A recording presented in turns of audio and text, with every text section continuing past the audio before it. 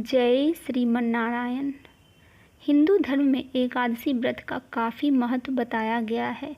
पूरे साल में कुल 24 एकादशी होती है।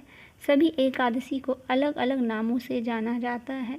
उसी में से एक है भाद्रपद या भादो महीने के शुक्ल पक्ष की एकादशी को परिवर्तनी एकादशी या पदा एकादशी के नाम से भी जाना जाता है। इस दिन भगवान विष्णु के साथ माता लक्ष्मी की पूजा पूरे विधि विधान से की जाती है। आइए परिवर्तनी एकादशी की पौराणिक कथा सुनते हैं।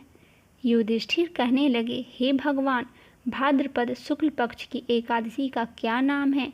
इसकी विधि तथा इसका महात्म्य कृपया करके कहिए।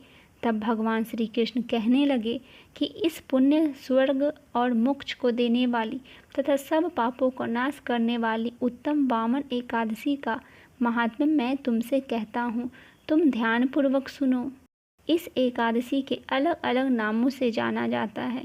पदा एकादशी, परिवर्तनी एकादशी या फिर जयंती एकादशी।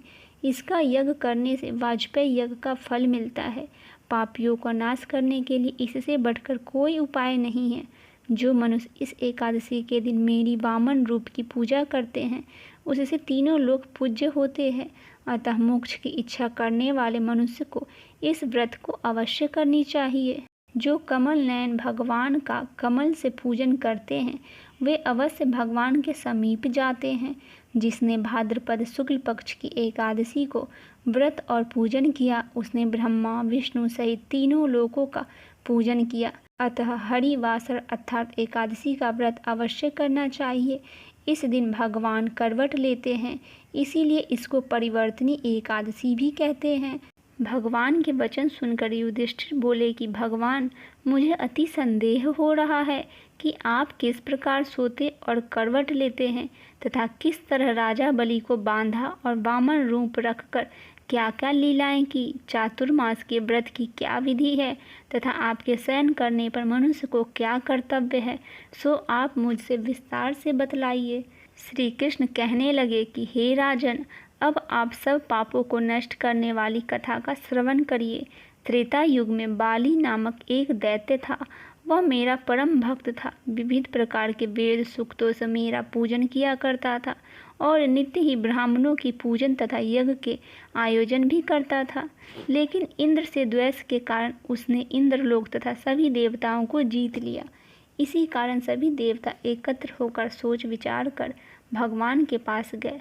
बृहस्पति सहित इंद्रादि देवता प्रभु के निकट जाकर नतमस्तक होकर वेद मंत्र द्वारा भगवान का पूजन और स्तुति करने लगे।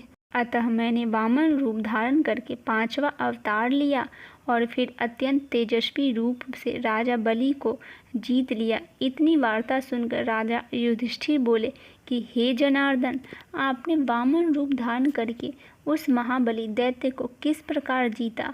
श्री कृष्ण कहने लगे, मैंने वामन रूपधारी ब्रह्मचारी बाली से 3 पग भूमि की याचना करते हुए कहा, ये मुझको 3 लोक के समान है और हे राजन, यह तुमको अवश्य ही देनी होगी। राजा बलि ने इसे तुच्छ याचना समझकर 3 पग भूमि का संकल्प मुझको दे दिया और मैंने अपने त्रिविक्रम रूप को बढ़ाकर यहाँ तक कि भूलोक में पद, भुर्वलोक में जंघा, स्वर्गलोक में कमर, महलोक में पेट, जनलोक में हृदय, यमलोक में कंठ की स्थापना कर सत्यलोक मुख, उसके ऊपर मस्तक स्थापित किया। सूर्य, चंद्रमा आदि सब ग्रह गण, योग, नक्षत्र, इंद्रादि देवता और शेष आदि सब नागगणों ने विविध प्रकार से वेद सूक्तों से प्रार्थना की। तब मैंने राजा बलि का हाथ पकड़कर कहा कि हे राजन, एक पद से पृथ्वी, दूसरे से स्वर्गलोक पूर्ण हो गए। अब तीसरा पग कहाँ रखूं? तब बलि ने अपना सिर झुका लिया और मैंने अपना पैर उसके मस्तक पर रख दिया, जिससे मेरा वह भक्त पाताल को चला गया। फिर उसकी विनती और नम्रता को देखकर मैंने कहा कि हे बलि, मैं सदैव तुम्हारे निकट ही रहूँगा।